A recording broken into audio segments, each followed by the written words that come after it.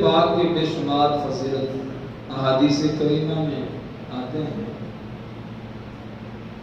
خلیفہ اول خلیفۃ المسلمین حضرت سیدنا ابوبکر صدیق رضی اللہ تعالی عنہ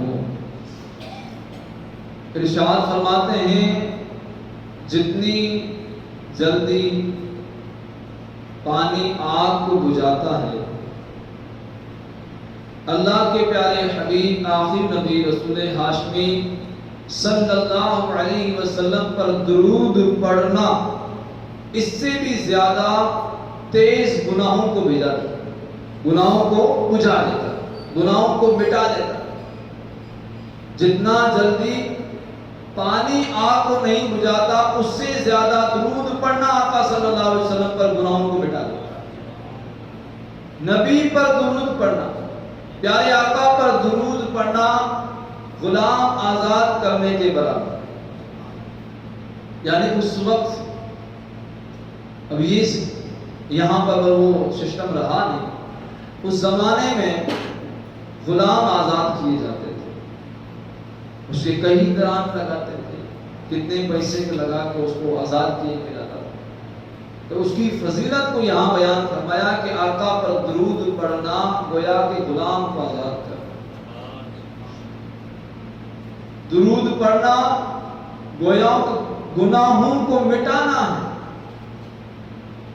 جس طرح آگ لگی ہو، پانی ڈالا جاتا ہے، ہاتھ سے ہاتھ ختم ہو جاتا ہے۔ اسی طرح نبی کریم علیہ الصلوۃ والسلام پر درود پڑھنے سے اللہ کی رحمت سے بندے کے گناہ مٹ جاتے ہیں۔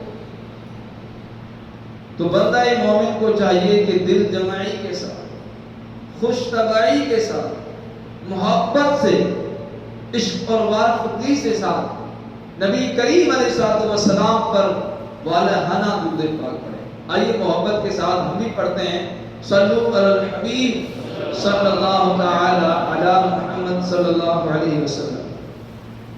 پیارے اسلامی بھائیوں، سخت دل کیوں ہوتا ہے؟ اس کے کیا نقصانات ہیں؟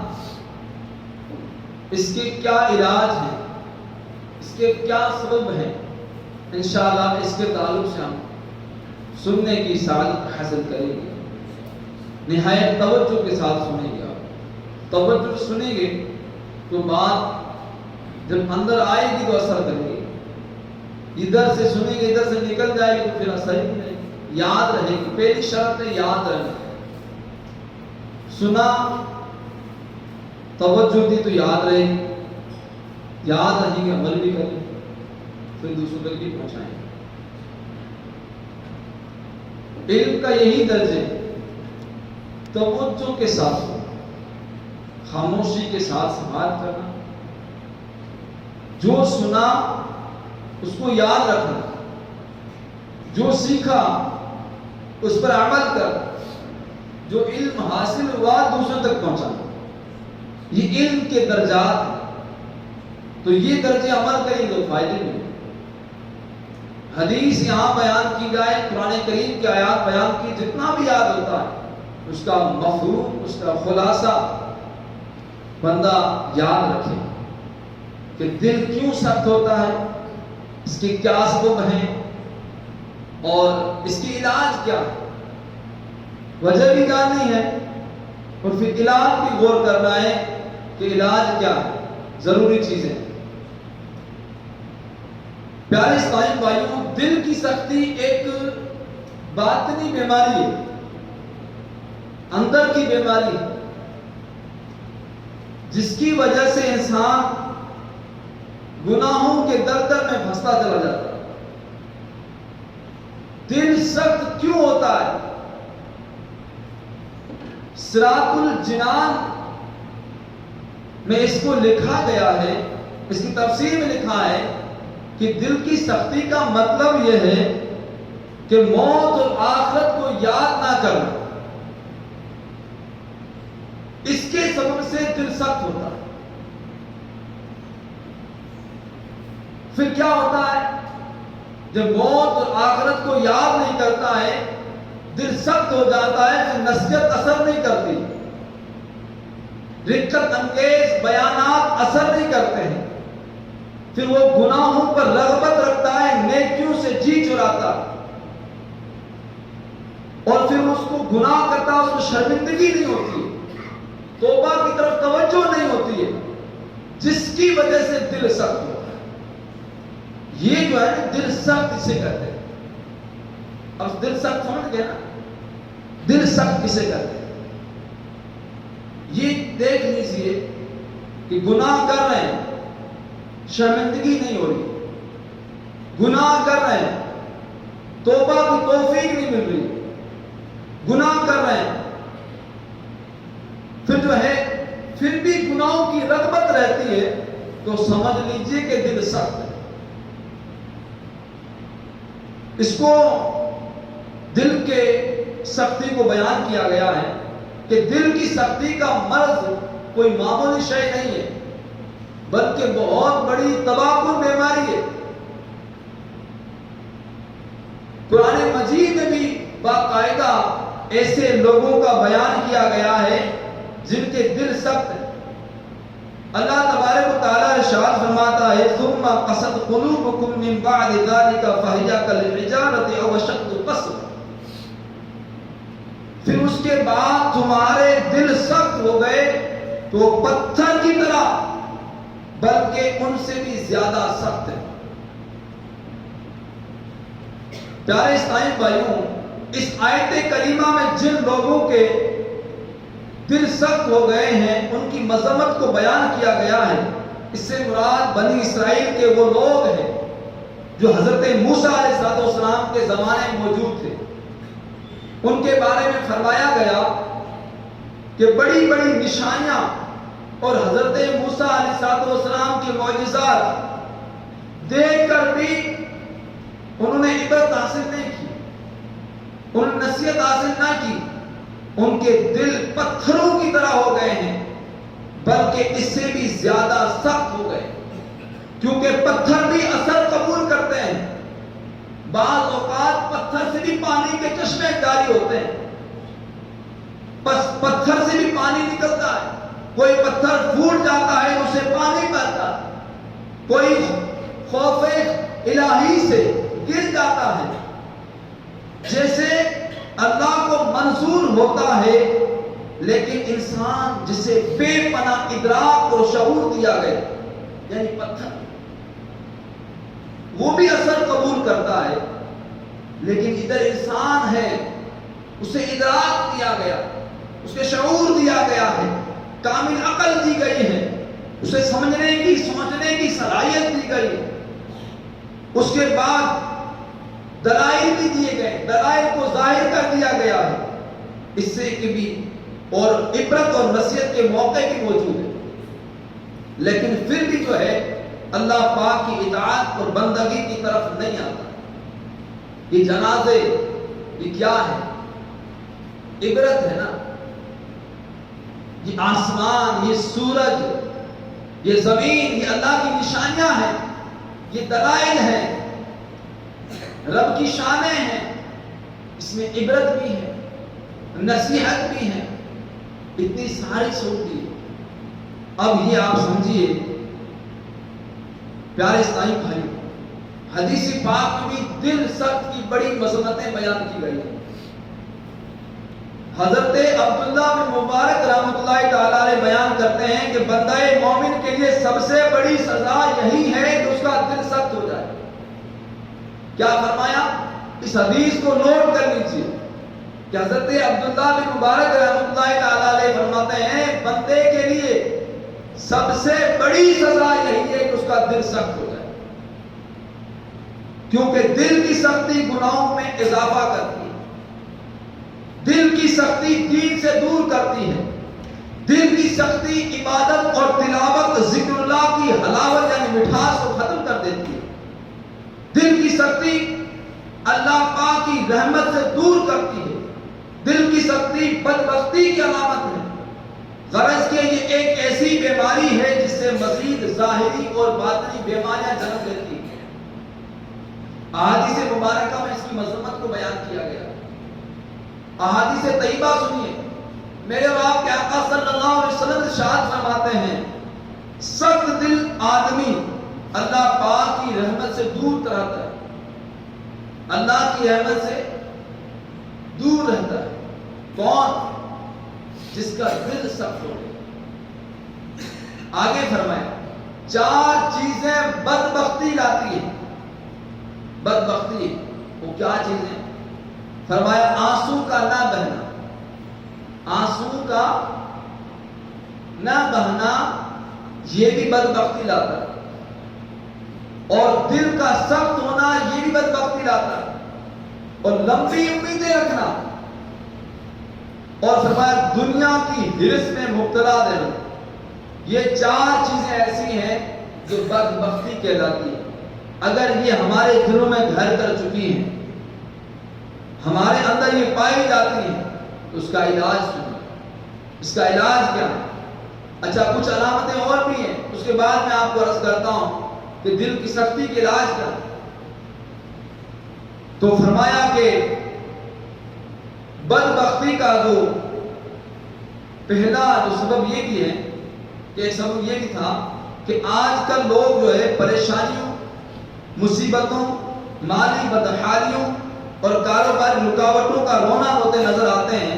غور کرنا چاہیے ان تمام مسائل کا، یعنی اس پریشانیوں کا سبب ہمارے دل کی سختی اور اس کے سبب ہونے والے اللہ اور اس کے رسول کی رحمت سے دوری کی ہے۔ اللہ کی رحمت سے دوری تو نہیں، کہیں ایسا تو نہیں کہ ہمارے دل سختی میں پتھر سے بھی زیادہ سخت ہو گئے اور ہمیں اس کا علم ہی نہ ہو۔ یقیناً ہر بیماری کی کچھ نہ کچھ علامتیں ہوتی ہیں جن سے اس کی بیماری کی پہچان ہو جاتی ہے۔ اسی طرح دل کی سختی کی بھی علامتیں ہیں۔ آپ سنیے، دل سخت ہونے کی علامت یہ بھی ہے کہ انسان نیک اعمال سے جی چراتا ہو۔ اگر کبھی مسجد میں آنے کی توفیق مل بھی جائے تو خشوع اور خضوع کے بغیر جلدی اس طرح نماز پڑھتا ہے کہ گویا پنجرے میں قید پرندہ جو جلد آزاد ہونے کی کوشش کر رہا ہے۔ اسی طرح دیگر اور فرائض اور واجبات میں بھی وہ اپنے آپ بوجھ سمجھتا ہو۔ دل کی سختی کی علامتیں بہت بری ہیں، کیونکہ قرآن مجید میں منافقین کی علامت کو بیان فرمایا گیا ہے۔ یہ بھی فرمایا ہے، کیا فرمایا؟ اذا قاموا الى الصلاة، فرمایا اذا قاموا الى الصلاة قاموا كسالى، فرمایا جب نماز کے لیے کھڑے ہوتے ہیں تو بڑے سست ہو کر کھڑے ہوتے ہیں۔ یہ منافقین کی علامت ہے جو نماز کو سستی کے ساتھ پڑھتے ہیں۔ نماز کو بندہ جو ہے بوجھ سمجھتا ہے، نیک اعمال کو، فرائض اور واجبات کو بوجھ سمجھتا ہے۔ فرمایا یہ منافق کی علامت ہے، دل سخت کی بھی علامت ہے۔ اور آگے دوسری نصیحت سنیے گا، اسی طرح دل کی سختی کی بھی علامت ہے جب بندہ وعظ اور نصیحت اور آخرت کی یاد دلانے والے امور یا اچانک موت کے واقعات پڑھے یا سنے تو اس کے دل میں فکر آخرت یا نیکیوں کی طرف رغبت پیدا نہ ہو۔ یہ بھی دل سخت ہونے کی علامت ہے۔ یعنی نصیحت کی سنی، قرآن مجید کی آیتیں بھی سنیں، بیانات بھی سنیں، پھر بھی ہیں دل نیکی کی طرف مائل۔ اسی طرح تیسری علامت کو بیان کیا گیا کہ بندہ ہمیشہ رہنے والی آخرت پر اس دنیا کی عارضی چیزوں کو آخرت پر ترجیح دیتا اور دنیا ہی کو اپنا سب کچھ سمجھ کر لیتا ہے، اور اس کا نتیجہ نکلتا ہے کہ ایسا شخص دنیا کی محبت میں اندھا ہو کر گناہوں کی تاریک وادی میں گم ہو جاتا ہے۔ دنیا و آخرت کی بربادی کے سوا کچھ نہیں یاد آتا۔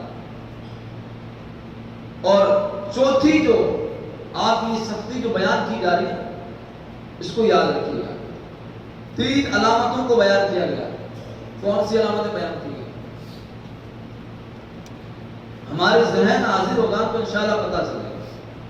ذہن کو حاضر رکھیں پیارے اسلامی بھائی، آپ بیان سننے آئے ہیں، آپ وقت کو پاس کرنے نہیں آئے، آپ بیان سننے آئے دل جمعی کے ساتھ، جو نصیحتیں جو علامتیں بیان کی گئی، 3 علامتوں کو بیان کیا گیا جس کی وجہ سے دل سخت ہوتا ہے، اثر نہیں کرتا۔ اب چوتھی بیان کی جا رہی ہے، آپ سنا فرمایا دل کی سختی کی علامت یہ بھی ہے کہ جب بندے کے سامنے حدود اللہ کو توڑا جائے، یعنی اللہ کی جو حد ہے، شریعت کی خلاف ورزی، حدود اللہ یعنی خلاف ورزی، شریعت کی خلاف ورزی، اور تو بندہ جو ہے بے شرمی اور بے حیائی کے ذریعے گناہوں کا بازار کام کیا جاتا، تب بھی اس کی غیرت ایمانی بیدار نہ ہو۔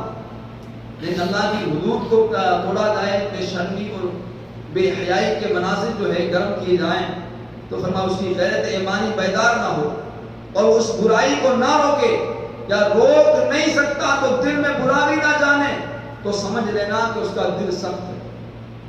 ایسے یہ بھی ایک غور کرنے والی بات ہے، ہمارے سامنے برائیاں ہو رہی ہوتی ہیں اور ہمارے دل میں جو ہے اگر اس سے نفرت یا اسے روکنے کی جستجو نہیں آ رہی، اس سے دل بے چین نہیں ہوتا ہے، بے قرار نہیں ہوتا ہے، تو سمجھ لیجیے کہ ہمارا دل جو ہے سخت ہو چکا ہے۔ پیارے اسلامی بھائیوں، ان علامات اور نشانیوں سے بخوبی اندازہ لگایا جا سکتا ہے کہ دل کی سختی کس قدر خطرناک مرض ہے۔ دل کی سختی ایک ایسی بیماری ہے جو بندے کو اللہ کی راہ سے ہٹا کر نفس و شیطان کے پیروکار بنا دیتی ہے۔ دل کی سختی سے جان چھڑانے کا ایک طریقہ یہ ہے کہ بندہ ان وجوہات اور سبب پر غور کرے جو دل کو سخت کرتے ہیں۔ یعنی دل سخت کیوں ہوتا ہے،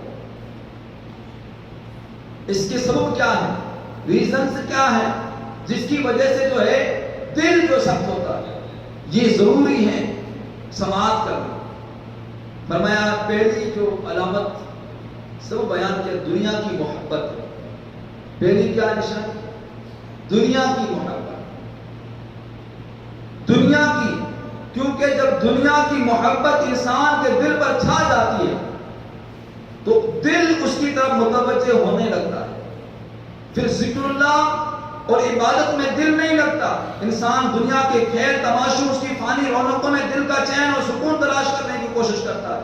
پہلے فضول گناہوں بڑے کاموں میں دنیا برباد کرتا ہے، پھر آخرت میں رسوائی اور اس کے سوا کچھ نہیں ہوتا۔ پہلی کیا ہے، دنیا کی محبت، یہ سبب ہے جس کی وجہ سے دل سخت ہوتا ہے، یاد رکھیے۔ اور دوسرا جو ہے سبب فرمایا گیا کہ فضول کوئی بھی ہے، یعنی بے جا بولتے رہنا، یعنی زیادہ بولنا، بے سوچے سمجھے بولنا، زبان کی دیگر آفات کے ساتھ ساتھ دل کو بھی سخت کرنے کا یہ باعث بنتا ہے، کیونکہ دل احساسات کو ظاہر کرنے کا آلہ زبان ہی ہے۔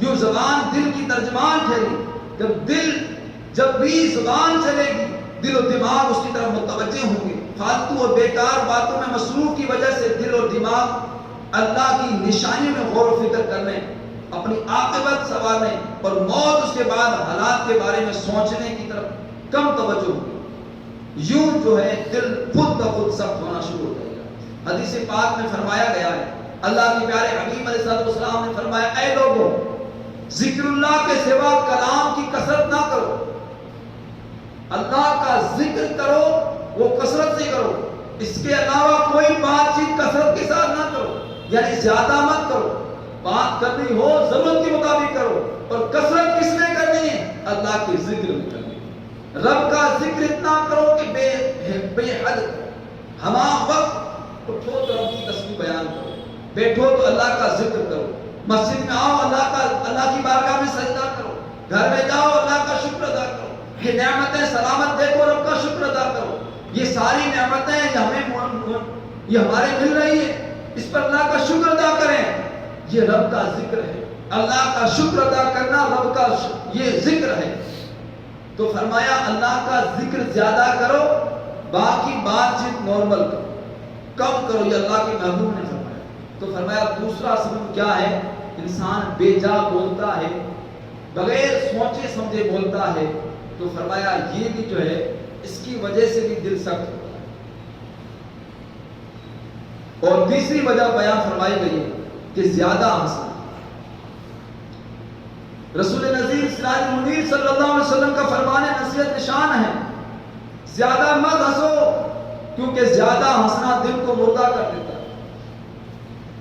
ہنسنے کا نقصانات بتاتے ہوئے اللہ کے محبوب نے فرمایا زیادہ ہنسنے سے بچتے رہو کیونکہ ہنسی چہرے کی رونق کو ختم کر دیتی ہے, چہرے کی نورانیت کو ختم کر دیتی ہے. تو فرمایا زیادہ بھی مت ہنسو. اور چوتھی وجہ فرمائی یہاں ہنسنے سے مراد کیا ہے؟ کہکا لگانا, مسکرانا. مسکرانا یہ سنت ہے اور ہنسنا فرمایا یہ کہتے کے ساتھ ہنسنا. زیادہ ہنسنا, کہکا لگا کے ہنسنا, یہ شیطان کی طرف سے, اسے دل مردہ ہوتا ہے, چہرے کا نور ختم ہو جاتا ہے. اور مسکراتے رہنا آقا صلی اللہ علیہ وسلم کی پیاری سنت ہے. مومن کو دیکھ کر مسکرانا یہ صدقہ ہے. مسلمان کے دل میں ہنس کر خوشی داخل کرنا یہ صدقہ ہے, یہ اعلیٰ ثواب ہے. مسکرانا سنت ہے لیکن بے جا ہنسنا یہ دل کو مردہ کرتا ہے, چہرے کی رونق کو ختم کرتا ہے. تو فرمایا دوسرا سبب یہ بھی ہے, تیسرا سبب یہ بھی ہے جو ہے زیادہ ہنسنا. اور چوتھا سبب فرمایا کہ دل کی سختی, کہ اللہ کی یاد سے غافل ہو جائے, اللہ کی یاد سے غافل ہو جائے. یہ یاد رکھیے, میں سوالات آپ سے کروں. اللہ کے ذکر سے جو ہے اللہ کی یاد سے غافل ہو جانا, کیونکہ کسی بھی دل کے چار حالتیں ہوتی ہیں. حالتیں دل کی کتنی ہوتی ہیں؟ چار ہوتی ہیں, یعنی بلندی, کشادگی, پستی اور سختی. یعنی کبھی دل بلندی میں ہوگی, کبھی کشادہ ہوگا, کبھی پستی میں ہوگا, کبھی سختی میں ہوگا. یعنی تین یہ چار جو یہ دل کی حالتوں کو بیان فرمایا گیا. اور آگے فرمایا کہ اب دل کی بلندی ذکر اللہ میں ہے. یعنی دل بلند کب ہوتا ہے؟ جب اللہ کا ذکر بتا کرتا ہے. اور آگے فرمایا کہ اس کی کشادگی اللہ کی رضا چاہنے میں. اس کا دل چوڑا کب ہوگا؟ زیادہ مال ملنے سے نہیں. فرمایا اللہ کی رضا اس کے کام میں شامل ہو جاتی ہے, اس کا دل کشادہ ہو جاتا ہے. اور فرمایا اس کی پستی, یعنی فرمایا اس کی پستی, نیچے جانا, کمزور ہونا. فرمایا اس کی پستی غیر اللہ میں مشغول ہونا, یعنی فضول چیزوں مشغول, اللہ کا ذکر چھوڑ کر فضولیات مشغول ہونا, یہ اس کی پستی ہے. یہ اس کی حالت جو ہے پستی کی طرف ہے. اس کے بعد فرمایا اس کی سختی یاد الہی سے غافل ہو جانے میں. اس کی پستی, اس کی سختی کس میں ہے؟ کس کی سختی؟ دل کی سختی کس میں ہے؟ فرمایا بندہ اللہ کی یاد سے غافل ہو جاتا ہے تو اس کا دل سخت ہو جاتا ہے. یہ آپ دیکھ لیجیے, جب بندہ ذکر چھوڑ دے, تسبیح پڑھنا چھوڑ دے, سجدہ کرنا چھوڑ دے, نمازیں پڑھنا چھوڑ دے, نصیحت اور وعظ سننا چھوڑ دے, اللہ کی آیتوں کو پڑھنا چھوڑ دے, درود پڑھنا چھوڑ دے, تو کوئی چیز اس کی طرف اثر ہی نہیں کرتی, کیونکہ اس کا دل جو ہے سخت ہو چکا ہے. اس کا دل سخت ہو چکا ہے, جو اللہ کے ذکر سے غافل ہو جاتا ہے. پیارے اسلامی بھائیوں, اور آگے بھی فرمایا ہے کہ پیٹ بھر کر کھانا یہ بھی دل کو سخت کرتا ہے. یہ آپ کو تجربہ بھی ہونا چاہیے, اس پہ آپ کو تجربہ بھی ہوگا. جب زیادہ کھا لیتے ہیں تو نیند ہی آتی ہے. پیٹ بھر کر انسان کھاتا ہے تو نماز بڑی مشکل سے پڑھ پاتا ہے کہ بس اب سونے کی تیاری کریں یا کچھ اور, کیونکہ اس کے اندر شہوات زیادہ ہو جاتی ہے. زیادہ کھانے سے, زیادہ پیٹ بھرنے سے فرمایا کہ عبادت میں سستی آتی ہے, صحت خراب ہوتی ہے. اور وہیں اس کا ایک نقصان یہ بھی ہے کہ پیٹ بھر کر کھانا دل کو سخت کر دیتا ہے. حضرت بشر بن حارث رحمۃ اللہ تعالیٰ علیہ فرماتے ہیں وہ عادتیں جو دل کو سخت کر دیتی ہیں ان میں کثرت سے کھانا بھی, کثرت سے طعام بھی. حضرت معروف کرخی رحمۃ اللہ تعالی علیہ فرماتے ہیں زیادہ کھانا دل کو سخت کر دیتا ہے۔ تو یہ بھی وجوہات ہیں پیارے اسلامی بھائیوں، علامتوں کو بھی بیان کیا گیا، کیا کیا علامتیں بیان کی گئی، پھر جو ہے دل سخت کس سبب سے ہوتا ہے، اس کی وجہ کیا ہے، اس کو بھی بیان کیا گیا۔ آئیے اب آپ جو ہے دل کے نقصانات، جو سخت ہوتا ہے اس کے نقصانات کیا ہوتے ہیں، علامتیں بیان کی گئی، علامتیں کون کون سی، پھر فرمایا کہ اس کے جو ہے سبب کیا ہے، دل سخت کیوں ہوتا، اب اس کے نقصانات کیا ہیں وہ بھی سماعت کریں کہ انسان ہمیشہ اس چیز کو حاصل کرنے کی کوشش کرتا ہے جس میں اسے فائدہ نظر آتا ہے، فائدہ جہاں نظر آتا ہے اس کو حاصل کرنے کی کوشش کرتا ہے، جبکہ وہ چیزیں جو نقصان کا باعث ہوں ہر سمجھدار شخص ایسی چیزوں سے دور رہنے کی کوشش کرتا ہے۔ دل کی سختی میں بھی یقیناً کوئی فائدہ نہیں بلکہ سراسر نقصان ہی نقصان ہے۔ جب بندے کا دل سخت ہو جائے اسے کن کن نقصانات کا سامنا کرنا پڑتا ہے، آئیے سنیے۔ فرمایا کہ پہلا نقصان یہ ہے کہ بندہ گناہوں پر دلیر ہو جاتا ہے، اسے وحشت قبر اور خوف قیامت، حساب آخرت، عذاب جہنم کی کوئی فکر نہیں ہوتی ہے، ہر طرف کی نصیحت سے بے پرواہ ہونے کے لیے ساتھ ساتھ ایسا انسان بے باک اور منہ پھٹ ہو جاتا ہے۔ نتیجہ یہ نکلتا ہے کہ بعض اوقات ایسا انسان اللہ اس کے پیارے حبیب صلی اللہ علیہ وسلم کی بارگاہ میں گستاخی کر کے ایمان سے ہاتھ دھو بیٹھتا ہے۔ پیارے اسلامی بھائیوں، جو شخص زبان کا بے باک ہو کر کے ہر بری بھلی بات بے دھڑک منہ سے نکال دے تو سمجھ لو کہ اس کا دل سخت ہے، اس میں حیا نہیں۔ سختی وہ انسان کا، فرمایا سختی وہ درخت ہے، سختی وہ درخت ہے جس کی جڑ انسان کے دل میں ہے اور اس کی شاخ دوزخ میں۔ یہ واپس سنیے، سختی وہ درخت ہے جس کی جڑ انسان کے دل میں ہے اور شاخ جہنم میں، فرمایا اس کی شاخ جہنم میں۔ ایسے بے دھڑک انسان کا انجام یہ ہوتا ہے کہ وہ اللہ اس کے رسول کی بارگاہ میں بے ادب ہو کر کافر ہو کر کرتا ہے کہ صاحب میرے زبان میں جو آتا میں کہہ دیتا ہوں، میرے دل میں جو آیا میں کہہ دیتا ہوں۔ یہ کہنے والے غور کریں، دل میں آیا وہ بیان نہیں کیا جا سکتا، دل میں بے باک نہیں ہونا ہے۔ آگے اگر شریعت کا معاملہ ہے وہاں پہ بھی بے باک آدمی تو وہاں بولے گا، وہاں پہ بھی ادبی بے ادبی کا کوئی لحاظ نہیں رکھے گا، وہ کسی بھی مرتبے اور لحاظ نہیں رکھے، کسی بھی مرتبے، عالم ہو فاضل ہو، وہ بے باک انسان کو تو بولنا ہے، اس کا دل سخت ہے، اس کی کوئی اثر نہیں کرتا ہے، کسی کا روب، کسی کا وہ مرتبہ نہیں دیکھتا، وہ بے باک انسان کسی کی گستاخی کر بیٹھتا ہے اور اس کو گستاخی کرتا ہے تو نتیجہ کیا ہوتا ہے، ویسا انسان ایمان سے دھو کر ایمان سے ہاتھ دھو لیتا۔ تو فرمایا کہ دل انسان کو پہلے تولنا پھر بولنا کہ مجھے کیا بولنا چاہیے، میری زبان میں لگام ہونی چاہیے، بے لگام زبان نہیں کہ ہر انسان کی دل آزاری کرتے رہے، ہر انسان کو اپنی زبان سے تکلیف دیتے رہے۔ آپ نے نہیں سنا کہ ایک صحابی رسول اللہ صلی اللہ علیہ وسلم کی بارگاہ میں حاضر ہوا، اس نے عرض کی یا رسول اللہ صلی اللہ علیہ وسلم، ایک خاتون ہے بہت صدقات کرتی ہے، اللہ کی راہ میں بے پناہ دیتی ہے، روزے بھی رکھتی ہے، رات بری بات کرتی ہے، اور اس کی خامی یہ ہے کہ اس کی زبان سے اس کے پڑوسی جو ہے تکلیف میں، تو اللہ کے محبوب نے فرمایا وہ جہنمی ہے۔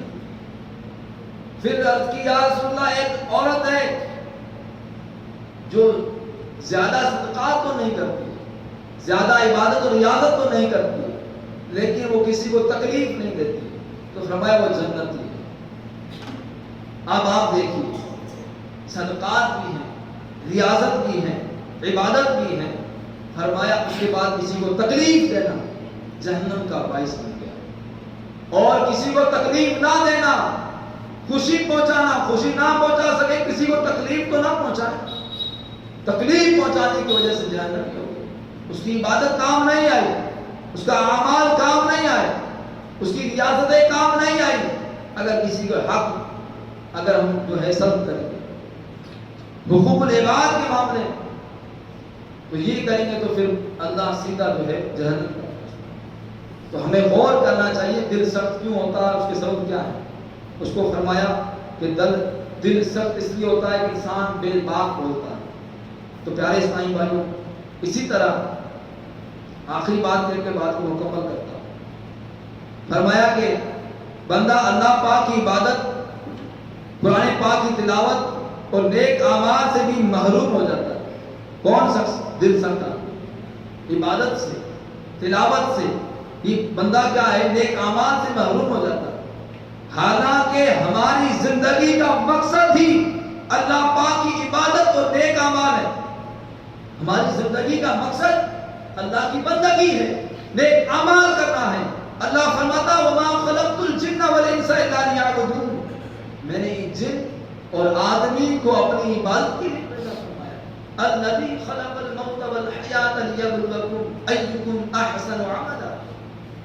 فرمایا وہ جس نے موت اور زندگی کو پیدا کیا. کس نے پیدا کیا؟ رب نے پیدا فرمایا. وہ خود فرماتا ہے جس نے موت اور زندگی کو پیدا کیا تاکہ تمہاری آزمائش ہو, تمہاری آزمائش کرے کہ تم میں زیادہ اچھے عمل کون کر کے آئے. اللہ قیامت کے دن یہاں بھیجا, وہ بھی مقصد بیان کر دیا. ہمارا یہاں آنے کا مقصد نیک اعمال کرنا, اللہ کی بندگی کرنی. اور فرمایا کیوں بندگی کرنی؟ فرمایا کہ تم جو ہے وہ جس نے موت اور زندگی, جس نے زندگی دی پھر موت دی, وہ تمہیں آزمانا چاہتا ہے, تمہارا امتحان لینا چاہتا ہے, تمہارا ایگزام لینا چاہتا ہے کہ تم میں زیادہ اچھے اعمال کون کرو. تو پیارے اسلامی بھائیوں, تو ہمیں غور کرنا چاہیے کہ ہماری زندگی کا مقصد اللہ تعالیٰ کی عبادت ہے, نیک اعمال کرنا ہے, اللہ کا ذکر کرنا ہے, اللہ کی بارگاہ میں سجدہ روز ہونا ہے, سجدہ کو سر کو سجدے میں جھکانا ہے, اللہ کے گھروں کو آباد کرنا ہے. ہماری ذمہ داری بنتی ہے, ہمارا یہ فریضہ بنتا ہے کہ اللہ کی عبادت کریں, اس کی بندگی کریں, کسی کو تکلیف نہ دیں. دل سخت کیوں ہوتا ہے؟ انسان جب بے باک ہو جاتا ہے, گناہوں پر دلیر ہو جاتا ہے, وہ اللہ کا خوف اس کے دل سے نکل جاتا ہے, عشق رسول سے سینہ خالی ہو جاتا ہے. جب گناہوں سے آنکھیں پر ہو جاتی ہیں, خیالات وحشی دل میں آ جاتے ہیں, بے حیائی والے مناظر دیکھتا ہے, فرمایا بندے کا دل سخت ہو جاتا ہے. دنیا کی محبت ہر ماں دنیا ہما وقت دنیا کمانے کے لیے نہیں بھیجا گیا. اس دنیا کمانے کے لیے اللہ نے نہیں بھیجا. اللہ یہ نہیں پوچھے گا کہ تو نے کتنے بنگلے بنائے, اللہ یہ نہیں پوچھے گا تو نے جو ہے کتنے کاریں خریدی, تم نے کیا کیا کیا. اللہ یہ پوچھے گا کہ تو نے میری بارگاہ میں سجدہ کیا کہ نہیں کیا. اللہ یہ پوچھے گا کہ تو نے قرآن پڑھا کہ نہیں پڑھا. میں نے تجھے کلام دیا تھا, اس کو ہدایت اور روشنی حاصل کرتا, اس سے تو دور بھاگتا رہا, اس کو گھر میں سجا رکھا, اس کے تو برکت حصول برکت کے لیے رکھ دیا, اس کے اوپر گرد و غبار چڑھتی رہی, تو اس سے دور رہا. اس کے اندر کھول کے دیکھا نہیں اس میں کیا ہے, اس میں کیا روشنی ہے, کیا ہدایت کی باتیں ہیں. اس سے تو منہ پھیرتا رہا, دنیا میں منہ گھساتا رہا, اس کے پیچھے دوڑتا رہا, تو پھر کیا ہوا؟ آخرت میں رسوائی ہوئی اور جہنم اس کے وارد. اللہ یہ نہیں پوچھے گا پیارے اسلام, بلکہ پوچھے گا کہ نماز پڑھی کہ نہیں, میرے محبوب پر درود پڑھا کہ نہیں پڑھا. اگر پڑھا ہوگا تو یہی درود اس عملوں پہ جب میزان کا عمل قائم ہو, میزان جو وہ قائم ہوگا اس دن فرمایا وہی درود آپ نے نہیں سماعت کیا. حضرت آدم علیہ السلام اس منظر کو دیکھ رہے ہوں گے جب میزان پہ اعمال تولے جا رہے ہوں گے,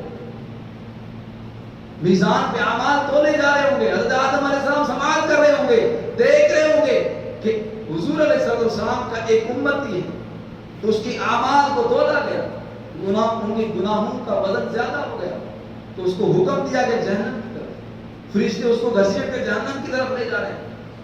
جب حضرت آدم علیہ السلام نے دیکھا تو فرمایا اے حبیب علیہ السلام، اے محمد عربی صلی اللہ علیہ وسلم، آپ کی امتی کو فرشتے لے جا رہے ہیں، فرشتے گھسیٹ کر جہنم کی طرف لے جا رہے ہیں۔ تو آقا صلی اللہ علیہ وسلم دوڑیں گے، اللہ کے محبوب اس طرف جائیں گے، دوڑتے ہوئے جائیں گے، اور پھر جو ہے کہیں گے، پھر جس کا اعمال جو ہے، فرشتوں سے پوچھے تم کیوں لے جا رہے ہیں؟ فرمایا کہ اس کے نیک اعمال کم ہے، اس کے گناہ زیادہ ہیں، تو فرمایا اس کے اعمال کا وزن واپس کیا جائے، اس کے اعمال تو لے جائے۔ جب اس کے گناہوں کا بوجھ بھاری ہو جائے تو اللہ کے محبوب صلی اللہ علیہ وسلم ایک چٹھی نکالیں گے، اس چٹھی کو اس اعمال میں رکھ دیں گے، میزان پہ رکھ دیں گے، تو اللہ کی رحمت سے ان کے گناہوں کا پلڑا ہلکا ہو جائے اور اس کے نیک اعمال وزنی ہو جائے۔ پھر حکم ہوگا یہ خوش نصیب ہے، اس کو جنت کی طرف لے جاؤ۔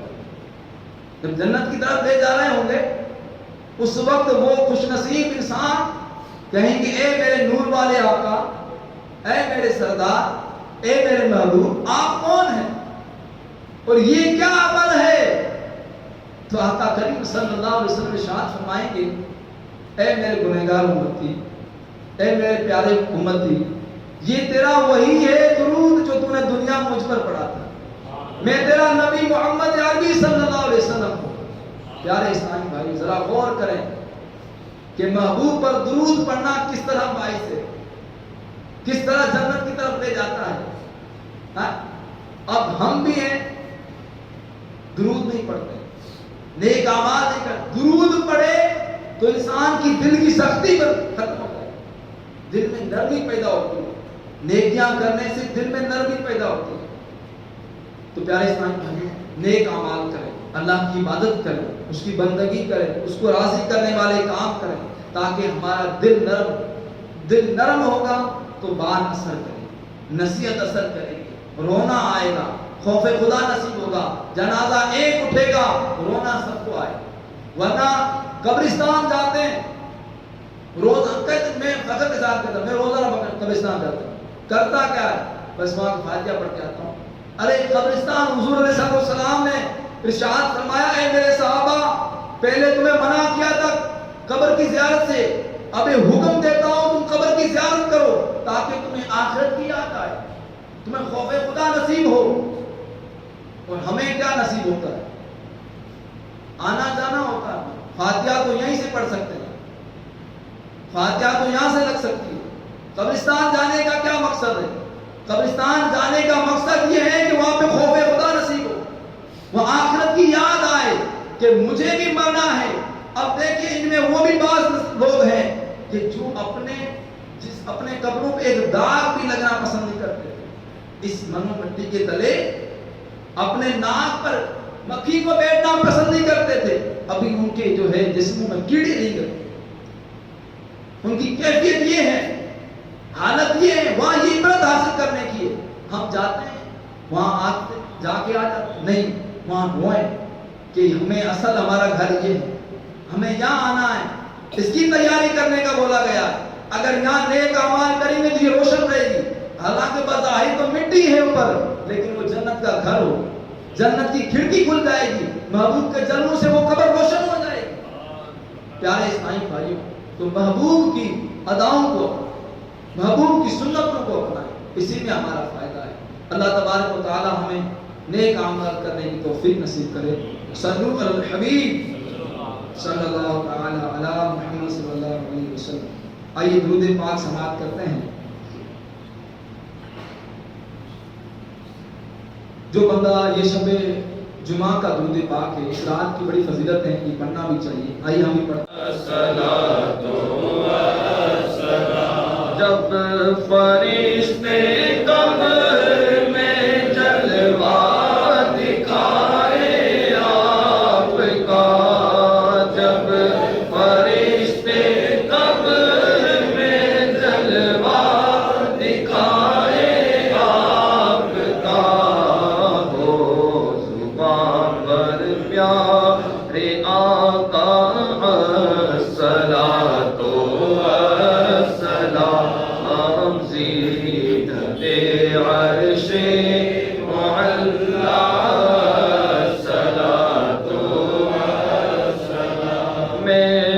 وہ سنی ہوں جمیل قادری مرنے کے بعد میں، وہ سنی ہوں جمیل قادری مرنے کے بعد میرا لاشا بھی کہے گا